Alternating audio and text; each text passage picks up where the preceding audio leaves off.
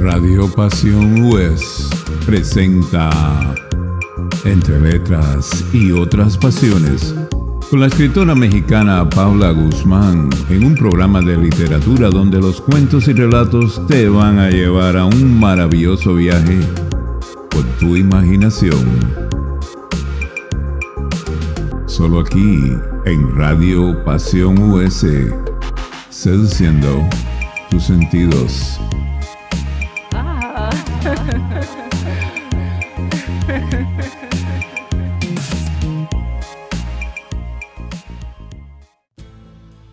Hola, ¿qué tal? ¿Cómo estás? Te doy la más cordial bienvenida a tu programa Entre Letras y Otras Pasiones. Yo soy Paula Guzmán y es un gusto para mí que estés hoy acompañándome y dejándome acompañarte. Estás escuchando tu estación favorita, Radio Pasión US, seduciendo tus sentidos. Y hoy continuamos con la tercera lectura de la antología Bajo la tinta de la pasión. Este maravilloso libro que acabamos de publicar, 15 autores, 15 maneras distintas de ver la pasión. El día de hoy voy a compartir contigo el relato que yo escribí. Pero antes, quiero leer para ti el prólogo de esta antología, para que entiendas un poquito más la esencia de todo lo que lleva este libro. ¿Qué ocurre cuando una voz traspasa el micrófono y se convierte en palabra escrita? Cuando esa energía que se transmite al aire toma forma en tinta y se transforma en relato, reflexión, historia o confesión. Bajo la tinta de la pasión es un proyecto nacido del alma misma de Radio Pasión US, una estación de streaming digital donde la palabra no solo informa o entretiene, arde. Aquí cada locutor, cada creador, cada voz, cada entrevistado encuentra un espacio para compartir lo que lo mueve. Porque la pasión, la verdadera pasión, siempre encuentra un canal para expresarse. Creado por Ricardo Gómez y Paula Guzmán, directores de Radio Pasión US, este libro está dedicado a todas las personas que viven su pasión cada día, con valentía, con entrega, con libertad, con fuego, y también a quienes aún no se atreven a hacerlo. A ellas les decimos, ojalá estas palabras les enciendan la chispa, ojalá se animen a cruzar el umbral, porque vivir con pasión no es un lujo, es una forma de estar verdaderamente vivos. Las pasiones son el fuego que nos habita. A veces nos encienden y otras nos consumen, pero siempre nos revelan. Nos arrastran, nos moldean, nos sacuden. Son lo que hace latir más fuerte el corazón, lo que nos quita el sueño o nos lo devuelve. Este libro es un mapa de pasiones. No uno que intente clasificarlas ni domarlas, porque las pasiones no se dejan encerrar en definiciones. Aquí, 15 voces distintas se sumergen en lo que nos mueve y conmueve. El amor que arde, la vocación que nos llama, el deseo que desborda, la obsesión que transforma, la entrega al arte, al trabajo, a los otros o a uno mismo. Cada autora y autor ha elegido su forma de explorar estas fuerzas invisibles. Algunos lo hacen a través de la ficción, con relatos que nos abren ventanas a mundos donde la pasión se manifiesta de maneras inesperadas. Otros han preferido un tono más íntimo, reflexivo, compartiendo pensamientos, recuerdos o visiones personales. 15 voces, algunas que relatan, otras que escriben como si pensaran en voz alta, exploran la pasión en sus múltiples formas y muy a nuestro estilo. Pasiones románticas, pasiones profesionales, pasiones serenas o caóticas, vocaciones inevitables, búsquedas que transforman.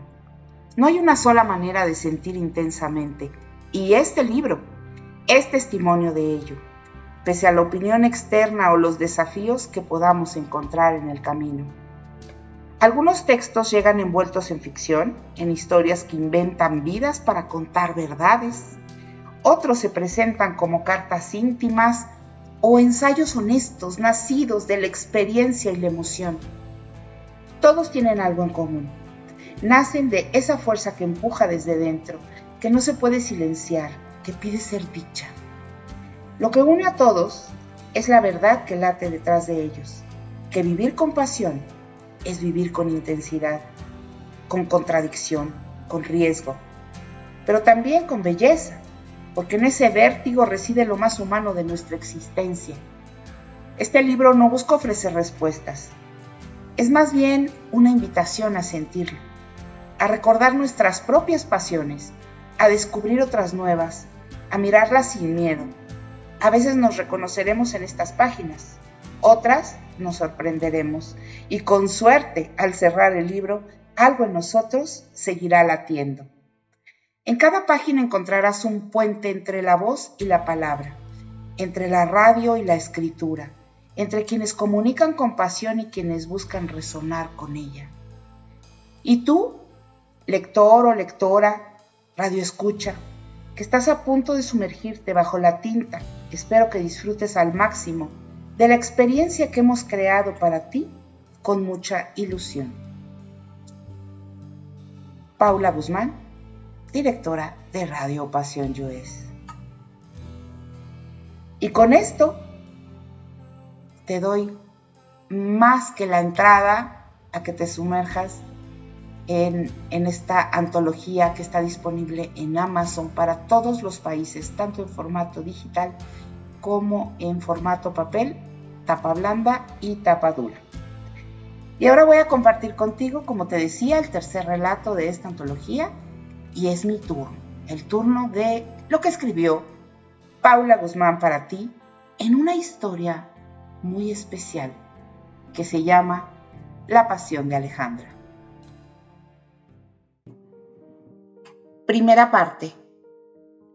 Los cuentos de princesas muchas veces tienen más realidad de lo que podemos apreciar a simple vista. No me refiero solo a los detalles irreales o fantásticos, sino también a aquellas situaciones que llevan a los protagonistas a preguntarse qué habrán hecho mal en su idílica vida para merecer sus penurias.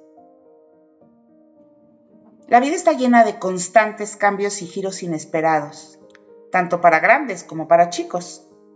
Todos tenemos, tal vez, un destino trazado que muchas veces comienza desde la más tierna edad, cuando apenas estamos descubriendo el mundo.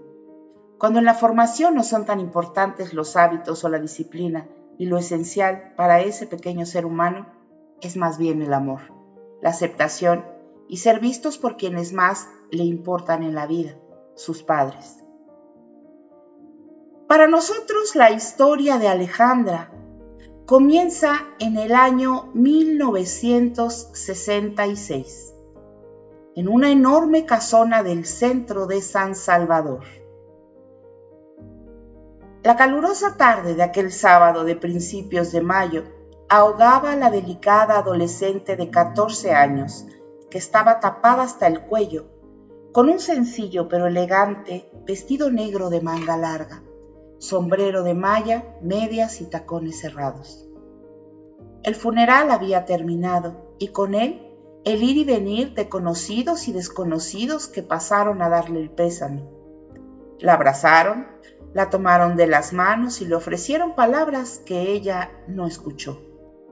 Estaba harta, acalorada, abrumada por la gente y con un nudo en la garganta que apenas la dejaba respirar. Seguramente por todas las lágrimas y palabras que se había tragado. Su madre había muerto y su mayor temor se había hecho realidad. No sabía cómo empezar a lidiar con aquella sensación de vacío que tenía instalada hasta la médula. Estaba enojada con todos, pero sobre todo con Dios, porque no la escuchó por más que pasó noches en vela suplicando un milagro. Sí, todo había terminado. ¿Y después qué seguía? Desde que su madre enfermó, don Rafael, su padre, estaba más ausente en casa que de costumbre. Era probable que estuviera llevando su propio dolor como podía.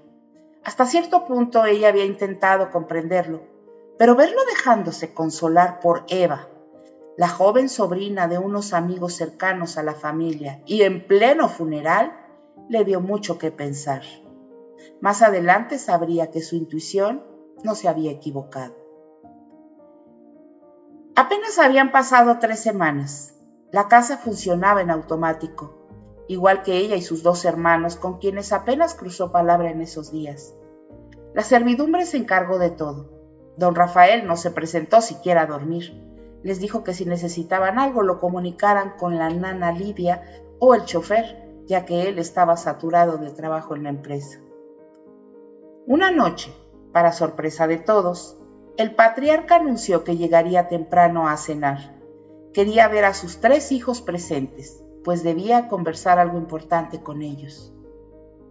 Todo transcurrió con normalidad hasta que, llegada la hora del té para los chicos y el licor digestivo para don Rafael, él se dirigió a ellos con determinación y una mirada cansada.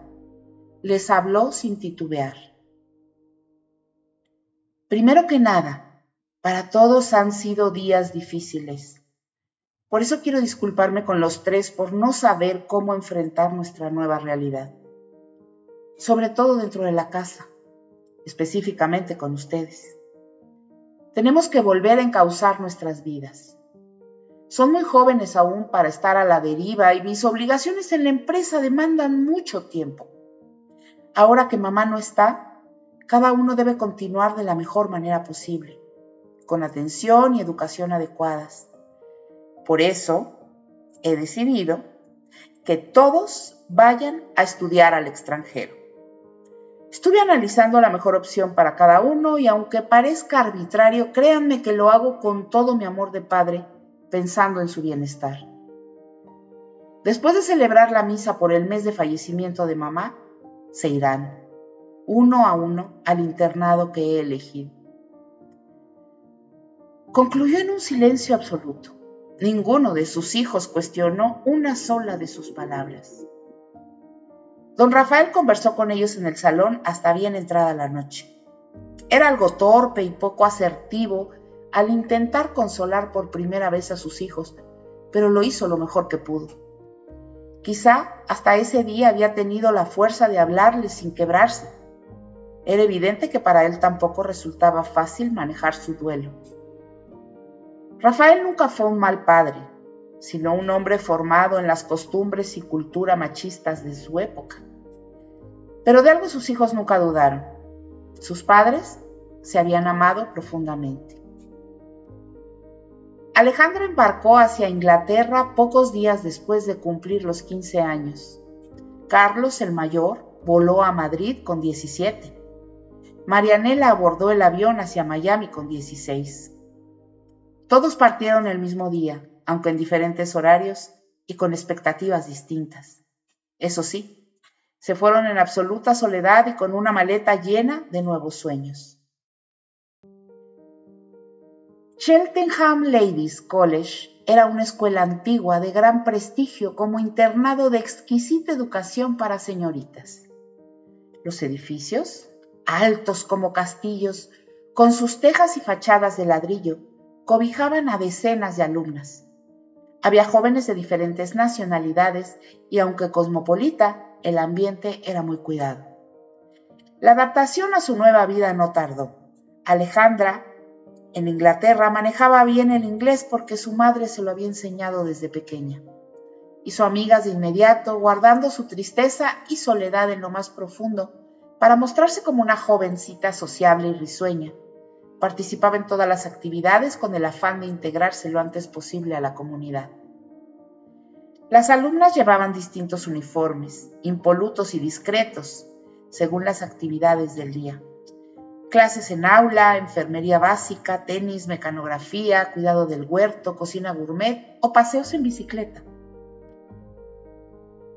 ¿Ya te llamó tu papá para darte la fecha de tu vuelo? Debería. Es para pasar Navidad en tu casa. Preguntó Giselle, su mejor amiga francesa y compañera de habitación. Estaba empacando a unas horas de que sus padres fueran a recogerla para celebrar en su natal Lyon. Pues recibí un escueto telegrama hace 20 minutos, dijo Alejandra pensativa. Se dejó caer boca arriba en su cama con el papel arrugado en la mano derecha mirando al techo. Vendrá a buscarme la tía Judy. Estaré con ella en Hamburgo, no iré a El Salvador. Me quedo en este lado del charco.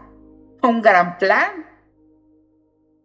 El único detalle es que no tengo idea quién carajos es la tía Judy. En fin, por lo menos no me voy a quedar sola aquí abandonada en la escuela y tendré quien pruebe mis nuevos conocimientos de alta cocina. A Giselle se le arrugó un poquito el corazón. Pensó que de haberlo sabido antes habría hecho lo posible por llevarla consigo, pero a esas alturas y sin los permisos debidos era imposible. Dejó de empacar y se tendió junto a su amiga mirando también al techo. Le dio un apretón de mano como gesto de solidaridad. Conocía perfectamente a Ale, como solía llamarla. No le gustaba que le tuvieran lástima por ser medio huérfana, y mucho menos por no tener prácticamente ninguna comunicación con su familia. Desde su llegada al internado, nadie la había visitado. En 6 meses solo había recibido 4 o 5 llamadas de su padre, todas breves. La tía Judy resultó ser una mujer divertida. Aunque ya rondaba los 60 años, hizo sentir a Alejandra parte de su pequeña familia al permitirle experimentar en la cocina. La joven preparó todos los platillos que con entusiasmo había aprendido en el internado. Le brindaba compañía y esos abrazos que tanto extrañaba y necesitaba. A sus 15 años, tanto su cuerpo como sus emociones estaban cambiando a toda velocidad. Lo vivía y sentía todo con tal intensidad, algo completamente nuevo para ella. De hecho, esas 2 semanas que pasó en Hamburgo le resultaron muy productivas. Fue de compras, dio paseos y también experimentó su primer beso. Rainer la vio desde el primer día que llegó a casa de su vecina Judy. Estaba acomodando los contenedores de basura por pedido de su padre cuando vio bajar del auto de al lado a una chica preciosa. Su cabello castaño, levemente ondulado, brillaba bajo los reflejos del sol, de estatura promedio y a su parecer con un cuerpo perfecto. Ojos grandes y vivaces que armonizaban con una nariz delicada y respingada, unos labios hechos para besar. O eso pensó él, porque a sus 17 años esa fue la imagen que se hizo en la cabeza. Tenía que probar la boca de la chica que acababa de entrar a la casa del vecino. La tía Judy era prima lejana del padre de Alejandra, una mujer extraordinaria que aceptó encargarse de su sobrina por unos días, a pesar de llevar años sin ver a su primo. No dudó ni un instante y se tomó muy en serio su labor de cuidadora. Como era la única familia disponible, quiso hacerla sentir en casa todo el tiempo, procurando complacer sus deseos. Pensaba que su sobrina había tenido suficiente con todo lo que había vivido. Necesitaba amor, alegría y nuevas experiencias que ella se encargó de proporcionarle. Por ejemplo, permitirle salir por primera vez con un muchacho que la invitó a dar un paseo y a tomar un café. Desde pequeña Alejandra siempre había sido alegre y entusiasta. A ojos de muchos, tal vez era la consentida de mamá, pero tenía iniciativa propia y ningún miedo a explorar el mundo, pues siempre estaba llena de energía para aprender y colaborar en lo que se necesitara. Con el tiempo descubriría que, además de todo eso, una cualidad la definiría por completo. Alejandra era muy apasionada. A todo lo que hacía le ponía una entrega desmedida, y al conocer a Rainer, por la forma en que conectaron, no fue la excepción, aunque se tratara de una aventura completamente nueva. A pesar de lo breves que fueron sus vacaciones, las vivió con intensidad. Había viajado sin expectativas y regresaba feliz y renovada al colegio. Leyó varias novelas románticas y aunque no se consideraba demasiado cursi, una que otra vez, como muchas chicas de su edad, soñó con vivir un amor de cuento. Ese primer beso sería inolvidable. algo inocente que muchos años después recordaría con ternura. Al segundo día de su llegada a casa de la tía Judy, Rainer apareció por la puerta con un pretexto poco ingenioso, pero suficiente para romper el hielo. La tía conocía bien al muchacho, pues era su joven vecino. Bajo su supervisión y otorgándoles toda su confianza, les dio espacio para conocerse y salir un par de horas al café o al parque de vez en cuando. Rainer también era atrevido. Sabía que tendría pocos días y no los desperdició. Impulsado por la química entre ambos y las hormonas propias de la edad, se atrevió a darle su primer beso. Ese que sería épico para los dos, el primero de muchos que vendría. Alejandra conoció entonces esa sensación que en los libros llamaban mariposas en el estómago. Supo lo que era conectar con un chico a través de los labios. También sintió cosquilleos en otras partes del cuerpo, aunque después no tuvo claro si había sido apropiado o no.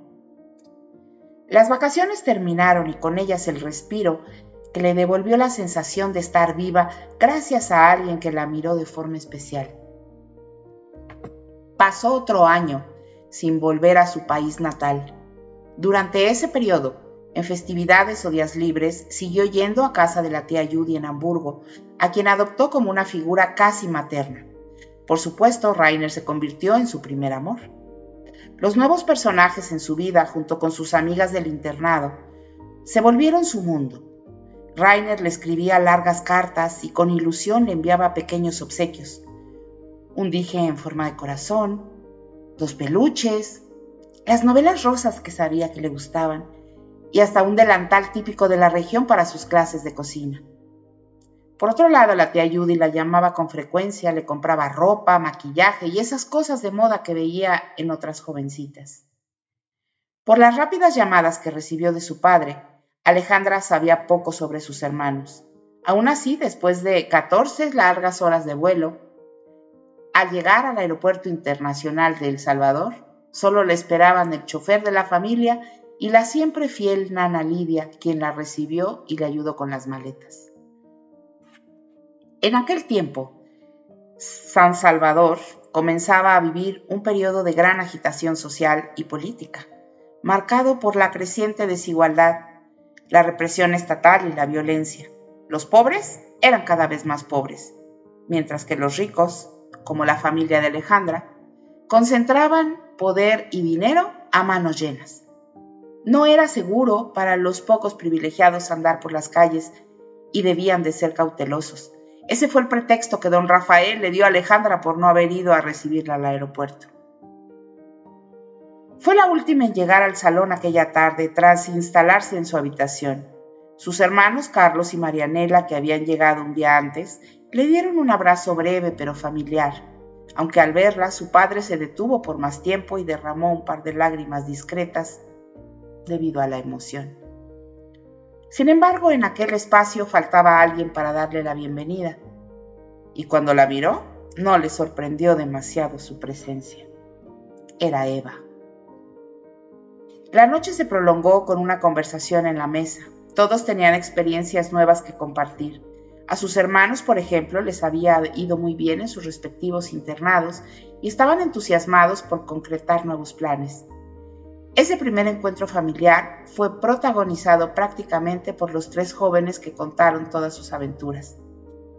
Luego de 3 días de adaptación en casa, descanso, recuperación del jet lag y visitas sociales, don Rafael, acompañado de sus 3 hijos y un enorme arreglo floral, fueron al cementerio.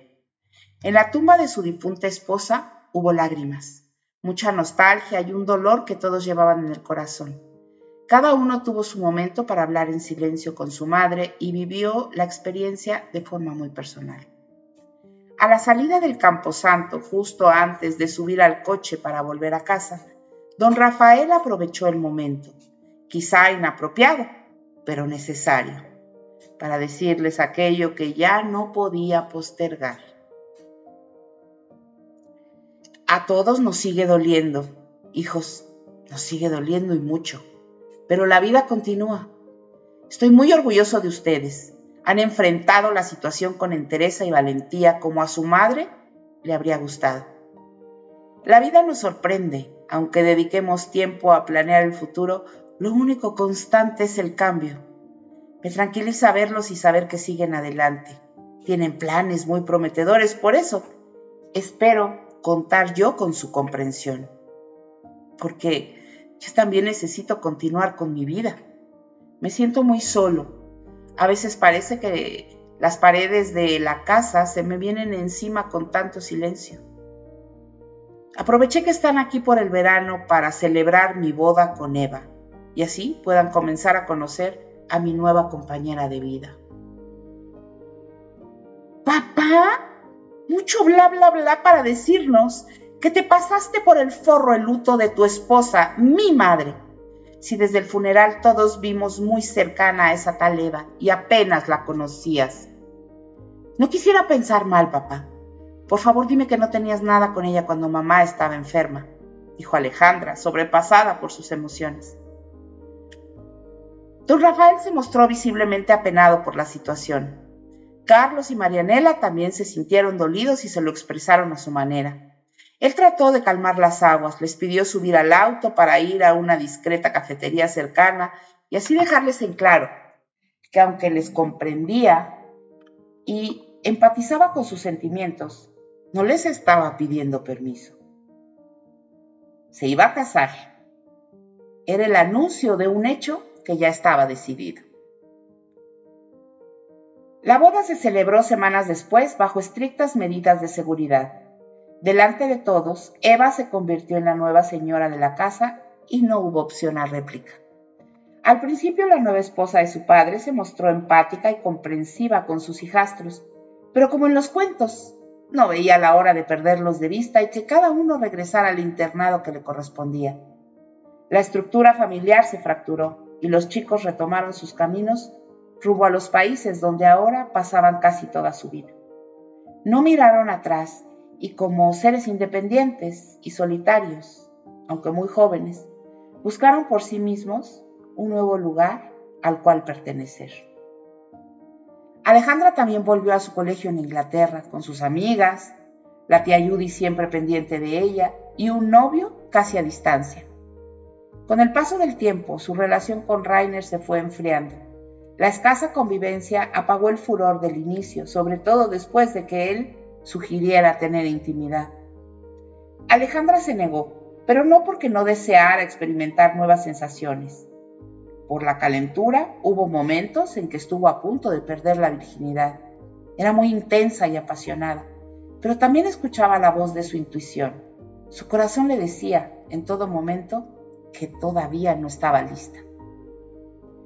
No volvió a su casa en 2 años. No quería toparse con Eva como la nueva dueña de todo lo que tenía. Para ella, incluso la casa contenía la esencia de mamá.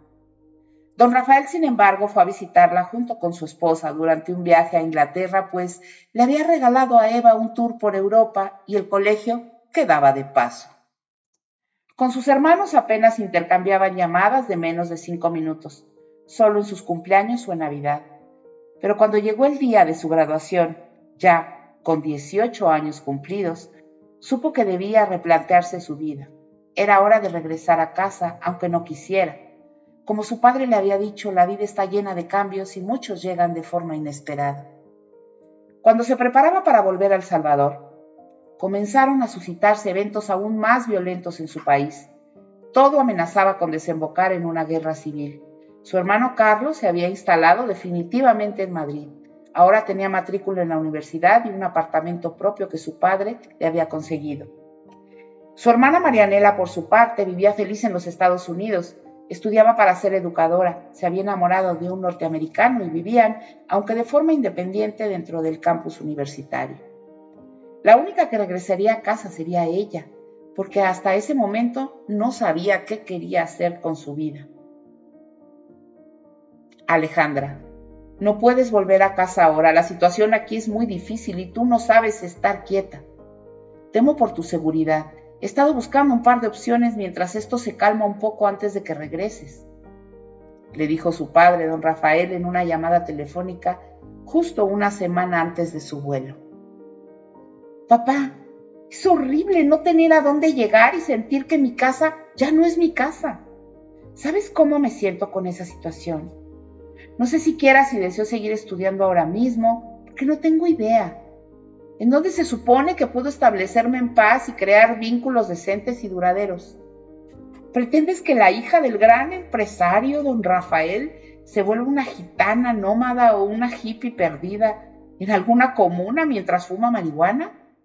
Dijo furiosa, aunque aquellas palabras no lograron moverle ni un pelo a don Rafael. 2 días antes de volver a casa, la directora del internado le entregó un telegrama de su padre que decía: listos los nuevos boletos de avión para tu regreso.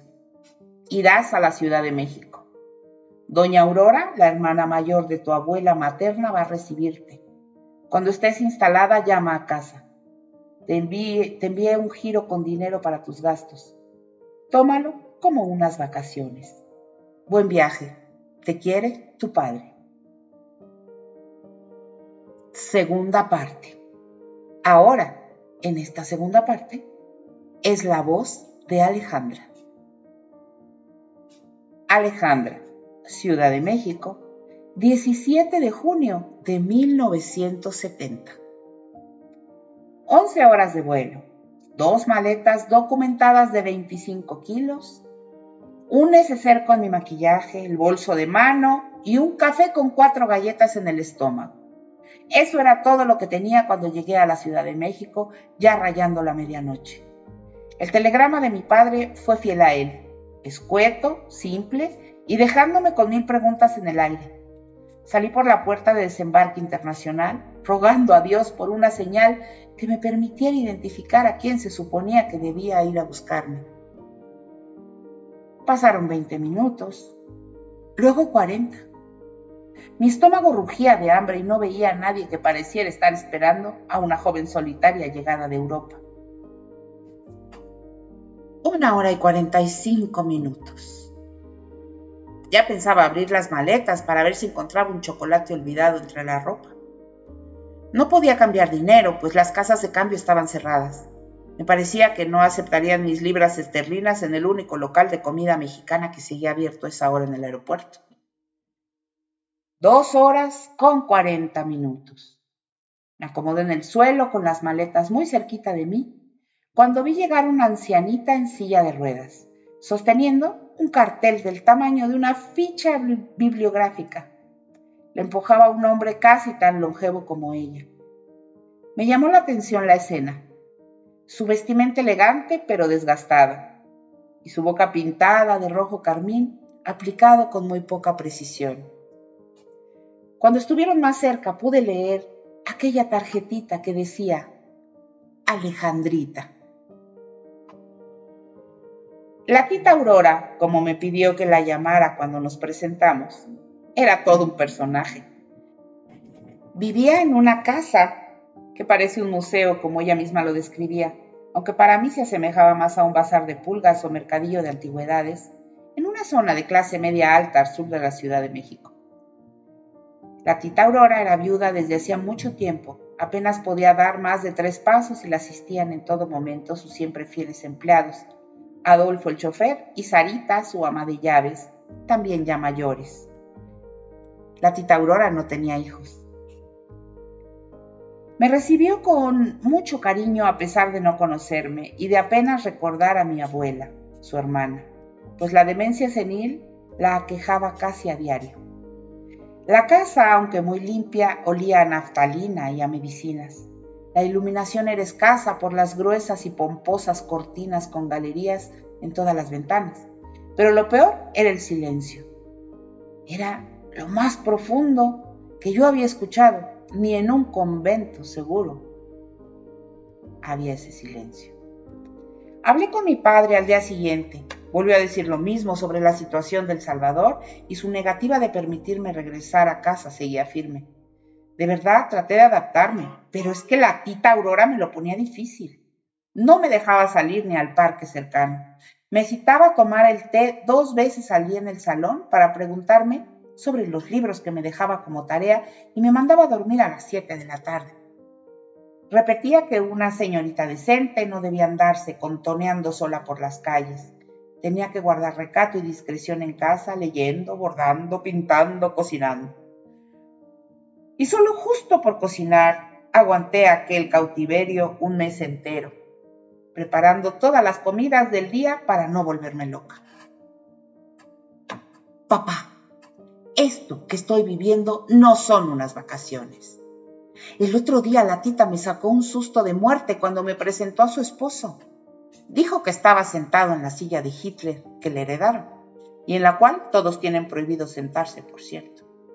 Hasta se puso a pelear con él a gritos, reclamándole su falta de atenciones en la intimidad.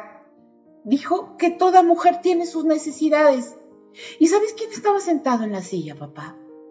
El aire, papá. No había nadie. Lo único que he podido conocer es la iglesia los domingos y la casa de unas monjas a donde me llevó a desayunar, según ella, como premio por mi esfuerzo diario en la cocina. Dije en voz baja, acercando mucho el teléfono a la boca, probablemente con la mirada algo desquiciada. Alejandra, la vida no es un lecho de rosas y hay que adaptarse a las circunstancias. Ya no eres una niña, pero sí una señorita decente que no puede manejarse así libremente como una cualquiera en un país desconocido. Aquí y ahora esto es lo que hay. No puedes volver a casa hasta nuevo aviso. Papá, escucha. Sarita, el ama de llaves, conoce a muchas señoras. Las ve en el supermercado o en el salón de belleza porque lleva a la tita a hacerse las uñas. Dice que doña Lola vive cerca. Es una mujer de reputación intachable. Eso era una mentira. Que renta una habitación para señoritas decentes. Vive sola con su hija y no tiene tanta liquidez, aunque por supuesto no metería a cualquiera a su casa. Papá, me parece una buena opción para no seguir causando molestias a tita Aurora. Crucé los dedos pidiendo misericordia o un poco de suerte. Mi padre se quedó callado unos segundos al otro lado de la línea mientras a mí me sudaban las manos hasta que por fin me contestó. Consigue el teléfono de esa doña Lola para que pueda hablar con ella y ya veremos. La corte celestial entera se apiadó de mí. A la siguiente semana, luego de la llamada con mi padre, me mudé a una colonia muy cercana y tranquila donde estaba ubicada la casa de doña Lola, en la calle de Carolina, en la colonia Nochebuena. Lola Sanz era una mujer muy guapa y simpática, de unos 40 años. Su marido se había ido de casa, supuestamente, para trabajar en los Estados Unidos con un primo lejano y así retomar el nivel de vida que alguna vez tuvieron. La verdad era que desde que se marchó el marido, solo 2 veces mandó unos $, y no se volvió a saber nada de él. Lola se había quedado sola con su hija Lupita, quien a sus 20 años, tras sacar una carrera técnica como secretaria, trabajaba en un banco importante asistiendo al gerente de la sucursal cercana. Volví a respirar y ver los colores del mundo al mudarme a casa de los Sanz. Por fortuna, mi padre quedó muy complacido con la llamada que sostuvo con doña Lola. Le envió un giro de dinero para cubrir un año completo de renta y quedó de estar pendiente de mí por ese medio, encargándole mucho que me guiara y cuidara. A mi parecer había encontrado la mejor manera de deshacerse de mí por un buen tiempo, porque según supe más adelante, cuando a doña Lola se le escapó sin querer, papá le había pagado mucho más de lo que ella pedía por el alquiler de la habitación. No podía cambiar las circunstancias. Como decía mi padre, era lo que había. Así que, con esas ganas de comerme el mundo, comencé entonces a vivir de verdad. Lupita y yo nos hicimos muy amigas de inmediato. Compartía todo conmigo. Leíamos las revistas de moda y copiábamos los maquillajes y peinados en tendencia de vanidades. Dejé de leer a Poe para convertirme en la fan número 1 de Corín Tellado. Disponía de algo de dinero que no había gastado de mis ahorros y no tenía grandes preocupaciones económicas, aunque sí tenía mucho tiempo libre. Lupita también me presentó a sus amigos, vecinos de la cuadra y compañeros del Banco Internacional donde trabajaba. Salíamos al parque, al café y al cine. Aunque doña Lola no nos quitaba el ojo de encima, la libertad que comencé a experimentar en ese momento fue maravillosa. México me gustaba mucho. La gente tan amable y alegre, la comida, las tradiciones, la manera de hablar, sus paisajes y calles, la música, el color en cada rincón y la sonrisa de algún desconocido. Una de las mejores amigas de Lupita era una vecina llamada Lucía, a quien conocí semanas después. Vivía en la misma calle, en un edificio, casi en la esquina de la cuadra. Jamás imaginé que conocerla iba a determinar el destino de mi vida. Ale, te presento a mi hermano Pablo, dijo Lucía mientras se hacía a un lado. Me dio la visión completa del ser con la sonrisa más extraordinaria que vi en mi vida. En ese instante me quedé paralizada. Admiré como tonta a un hombre joven y en extremo guapo que me miró con los ojos muy brillantes. Ale, si no nos damos prisa vamos a llegar tarde al partido, aunque tenemos asientos preferentes porque mi hermano José es la estrella del momento, aquello será un mar de gente. Nunca voy a olvidar aquel día.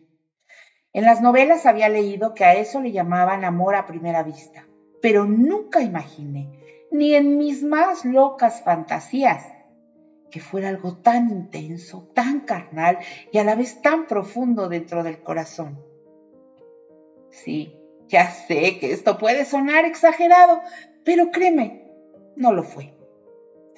Fuimos al estadio de la Universidad Autónoma de México a ver jugar al hermano de Pablo y Lucía. Por supuesto también iban Lupita y como 10 amigos más de la colonia. Todos íbamos a apoyar y a vitorear a la estrella del fútbol americano estudiantil del momento. La adrenalina que se contagia fácilmente entre la energía de tantos jóvenes me hizo gritar, saltar y reír a carcajadas.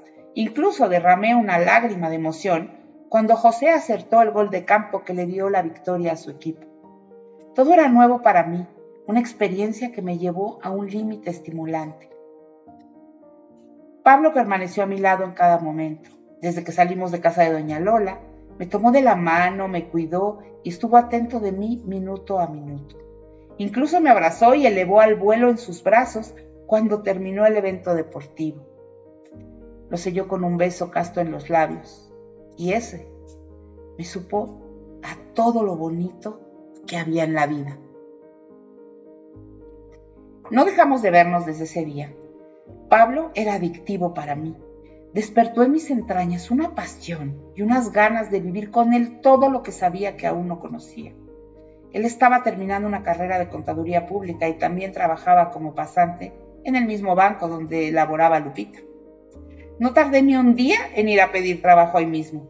Y de pronto quería hacer de todo.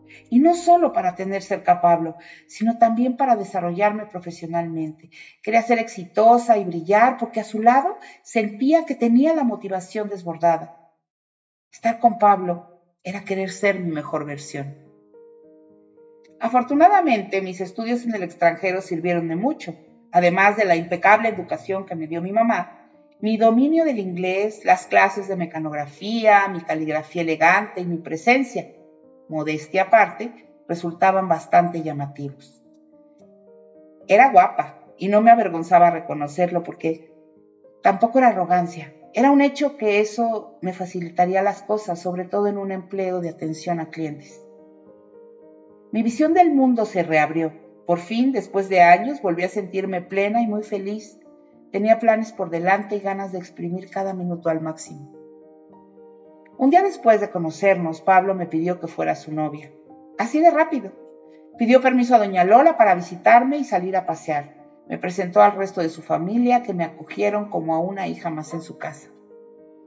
Lucía también se convirtió en una de mis mejores amigas, al igual que Lupita. Solíamos salir en grupo. La mayoría de las veces Pablo tenía energía para dar y repartir. Le encantaba bailar, conversar, cantar canciones en inglés. Cantaba todas las canciones de los Beatles, pese a que él no sabía hablar el idioma. Disfrutaba de ser amigo, novio, hermano e hijo. Era un hombre amoroso con su madre y casi en general con todos a su alrededor. Pablo no se guardaba los abrazos ni las bromas. Era un dador de amor nato. Sabía que por eso me había enamorado de él tan profundamente y en tan poco tiempo.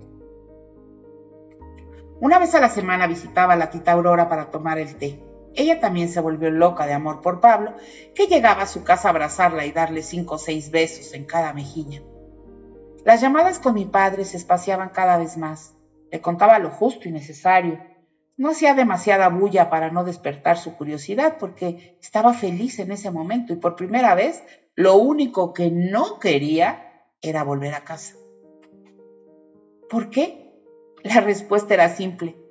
No solo porque ya tenía una casa en donde me sentía cómoda y querida.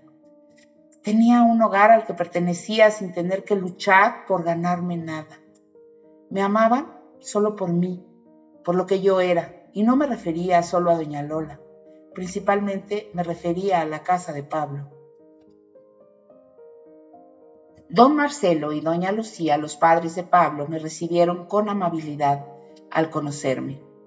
Pero con el paso de los días, las semanas y los meses comenzaron a contarme como una más de la casa. Pasaba mucho tiempo ahí, incluso cuando ni Pablo ni Lucía estaban presentes. Doña Lucía me enseñó a cocinar guisos con todo tipo de chiles y me hice adicta a su comida. Era muy cariñosa, aunque algo reservada, lo cual me venía perfecto porque a mí no me paraba la plática y se entretenía mucho conmigo. Por otro lado, don Marcelo era todo lo contrario a su mujer, muy conversador y podíamos pasarnos horas y horas hablando de lo que fuera.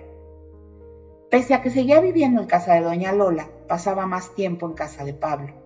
También vivía con ellos una niña chiquita de apenas 2 años. Era sobrina de Pablo, hija de su hermano José, que se había divorciado muy joven. Tanto su ex como él habían decidido que los abuelos eran los más adecuados para criar a la pequeña Paulina, con quien también pasaba mucho tiempo. Jugábamos a la comidita, y así fue como probé por primera vez la interacción con un ser tan pequeño e inocente. Tuve muchas aventuras el primer año de mi llegada a México, pero casi todo se resume en lo que aprendí con mi nueva familia adoptiva. Mi corazón los eligió para siempre. Además, me sentía feliz en el trabajo, pues me habían dado más responsabilidades y con ello también se elevó mi salario. Así que comencé a ahorrar junto con Pablo para todos los planes futuros que teníamos. Cuando terminó el plazo de 12 meses que mi padre había pagado por mi estancia en México, tuvimos una conversación telefónica más larga. Me informó que ya no podría hacerse cargo de mis gastos en el extranjero y me pedía volver a El Salvador, pues con tantos problemas políticos en el país, había perdido mucho dinero y su empresa había caído en números rojos. Dentro de lo que cabía, él estaba bien al lado de su mujer, de la cual era dependiente, y mis hermanos seguían asentados por completo en el extranjero. Aquello iba para largo porque ya se habían independizado económicamente. Yo tenía dinero para mantenerme sola y realmente no necesitaba más de su apoyo. La parte emocional, sin embargo, sobra decir que tampoco la echaba de menos. Ni eso, ni mi antigua casa, porque ya no era mía. Pese a su forma de ser arcaica y su carácter severo y distante, papá había hecho mucho por mí. Después de tanto, sabía que hizo lo mejor que pudo con sus 3 hijos. Ahora me tocaba volar y seguir el camino sola. Lo amaba. Siempre sería mi padre, y nada iba a cambiar eso, incluso si estábamos a cientos de kilómetros de distancia. Cuando le conté a Pablo aquella conversación que tuve con mi papá, de inmediato se tensó, y aunque no fue lo más romántico ni la propuesta formal que vendría después, me pidió matrimonio. Hasta el día de mi boda seguí viviendo como su prometida e hija de sus padres con doña Lola. De su casa salí vestida de blanco con mi hermoso vestido y del brazo de mi padre que había venido a México para entregarme en el altar junto con mis hermanos y sus respectivas parejas. Así conocieron mi nueva vida en el país y a la familia que había elegido para el resto de mis días. Y hasta aquí termina el relato del cuento que esperabas, aunque debo admitir que, como podrán imaginarse, la vida es mucho más que eso. Nos presenta retos, cambios, alegrías, tristezas y sorpresas. Esa era mi vida. No lo sabía todo, pero lo que sí podía asegurar era que vivía intensamente, amaba mucho y era feliz. Tenía 2 hijos preciosos, ambos varones que terminaron de colmar mi corazón de dicha. Gocé cada segundo de mi existencia hasta que, con 55 años, mis ojos vieron por última vez la luz del sol. Fin. Nota del autor. Esta historia es una obra de ficción basada en hechos reales. Conocí la pasión de Alejandra de primera mano. Hasta el día de hoy puedo cerrar los ojos y escuchar su voz entusiasta y sus pláticas interminables, traer a mi mente la escena en donde ella abría los regalos de Navidad conmigo y cómo me enseñó a usar el hornito mágico que me habían traído los Reyes Magos. Y sí, adivinaste. Yo soy esa pequeña sobrinita que llevará por siempre en su corazón a una mujer inolvidable. Para Gaby, con amor, donde quiera que estés. Esto es por ti, por ser uno de mis referentes en lo que es vivir la vida con pasión. Y hasta aquí mi relato. Y bueno, ¿cómo no contarte, como te acabo de expresar en la nota del autor que escribí, que es una obra de ficción, sí, pero la esencia para armar el personaje de Alejandra, que pude haber escrito muchas cosas de ella, un poco de forma general, su manera de ser, y que para todo fue una mujer apasionada. Mi tía Gaby, ella ya no está con nosotros, como en el final del relato dice, ella murió a los 55 años, muy joven, pero ella fue una parte de mi vida y es una parte de mi vida muy importante desde que yo era niña. Una mujer siempre tan entusiasta, tan contenta, tan entregada, tiene tantas cualidades que me dejó. Y a grandes rasgos, sí estudió en el extranjero, pero su vida no fue tan feliz como a lo mejor te pudieras imaginar, y por eso lo quise dejar así, porque cada quien se puede imaginar lo que quiera del resto de la vida que le quedó. Pero si quieres saber un poquito más, a mí me queda muy claro que ella amó profundamente a mi tío y que fue muy desafortunado que cuando ella tenía 30 años, jovencísima, y mi tío 33, mi tío tuvo un accidente automovilístico en donde perdió la vida. Ella quedó viuda a los 30 años, con 2 hijos maravillosos, a los que les dedico este relato, por supuesto, y a los que siempre que puedo les digo a lo mejor cosas de su mamá y de su papá que no se acuerdan. Para mí era importante porque este libro, Bajo la tinta de la pasión, es un proyecto que en anteriores ocasiones yo he participado en más de 30 antologías, pero nunca había organizado una yo sola. Como cofundadora del colectivo Romance en Tinta Escritoras Mexicanas, realizamos 4 antologías, pero esta la estoy haciendo yo, desde el corazón, por supuesto, con la ayuda y el apoyo incondicional de nuestro director Ricardo Gómez. Pero era muy especial porque también el tema es muy especial para mí. Hablar de la pasión que nos mueve a todos. A mí la pasión me ha cambiado la vida. La pasión por leer, por escribir, por tener una radio, por comunicar, de un vuelco a mi vida de 180 grados.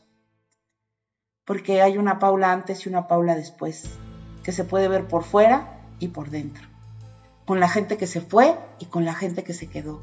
Lo que tuve que defender. Y es un poco lo que yo quería compartir con esta antología, invitando a 14 escritores más a que plasmaran sus pasiones para compartirlas con todos ustedes, cada quien a su manera. Para mí es muy importante la palabra pasión, porque significa la chispa de la vida. Y a lo mejor alguien escucha la palabra pasión y solo le llega a la mente lo referente a alguna cuestión romántica. Pero no es así, hay tantas maneras de tener una pasión, lo que te motiva, lo que te mueve, lo que te vibra, lo que te hace levantarte cada mañana. Lo que harías, incluso si es medianoche y que no te pesa.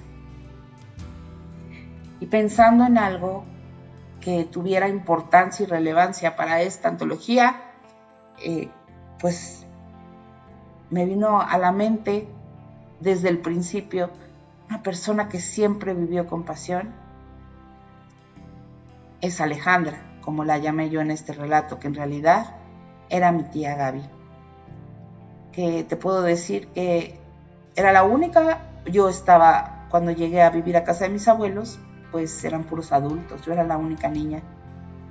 Y ella fue la persona que jugó conmigo, la que se emocionaba. Era increíble, la verdad. Y ahora que me hubiera encantado que conociera a sus nietas, a su nieto, voy a tratar de hablarle siempre de ella. Y bueno, ya me extendí muchísimo. Te voy a contar un poquito de mi biografía, cómo he compartido con las demás relatos. Te voy a seguir compartiendo. Te invito a que te suscribas al canal de YouTube de Radio Pasión US, porque hay una playlist especial en donde voy a poner todo el contenido, relato por relato, de esta antología de Bajo la tinta de la pasión, para que no te lo pierdas. Y si te gusta, compártela, porque así nos ayudas a seguir creando contenido. Pues mira, ¿qué te puedo decir de mí? Que soy una mujer muy sensible, que escribo desde el alma, nacida en la Ciudad de México, de formación financiera. Encontré en la literatura un refugio y una forma de sanar y compartir emociones. Creo en la magia de las palabras, en el poder de la imaginación para transformar la realidad y en todo lo que un libro puede aportar al corazón humano. Soy autora de novelas, cuentos y relatos incluidos en múltiples antologías. Soy también mamá de 3 hijos maravillosos, amante de los animales. Tengo 4 gatos y un perrito, y todavía sigo extrañando mucho a mi perrita, Lolita, que trascendió el año pasado. Me encanta el café. Soy amante también de la espiritualidad, de aprender, de herramientas para conectar conmigo misma, y también soy amante de las conexiones auténticas. Soy fundadora de diversos espacios literarios, he hecho muchos eventos, siempre algunos sola, otros acompañada, con mi colectivo de Romance en Tinta, con mi editorial de libros de Madrid, España, con mis compañeros de editorial y con mis compañeras del Bookfest también. También he llevado a cabo proyectos de bienestar, he dado conferencias y yo pretendo que mi voz se extienda más allá de lo que yo pueda escribir, también de lo que pueda comunicar por medio de las palabras dichas. Vivo la escritura como un acto de amor y comunión con los demás. Entre las novelas que tengo escrita está la primera, que es Un corazón para Ana, Resurgiendo en tu mirada, Amelia en el beso que te encontré, el cuento infantil, la de los peluches, los 15 relatos de 15 alcatraces en una noche de verano. Me encanta la comedia. Yo normalmente escribo narrativa contemporánea, aunque me encanta, lo que más me gusta leer es la histórica, pero escribo narrativa contemporánea y me encanta la comedia. Por supuesto el drama también, pero bueno, es un poquito de lo que soy yo. Te invito nuevamente a que te suscribas a nuestro canal de YouTube de Radio Pasión US, porque ahí vas a encontrar varias playlists en donde creo mucho contenido para ti, desde espiritualidad, entrevistas, mis programas de los martes que te cuento relatos, te leo relatos y leyendas, cuentos. Esa lista se llama justo Relatos y Leyendas. Tengo otra que se llama Sintoniza con tu ser, que hablo de literatura trascendental y una que otra entrevista y otras cositas que tengo por ahí que también están muy lindas.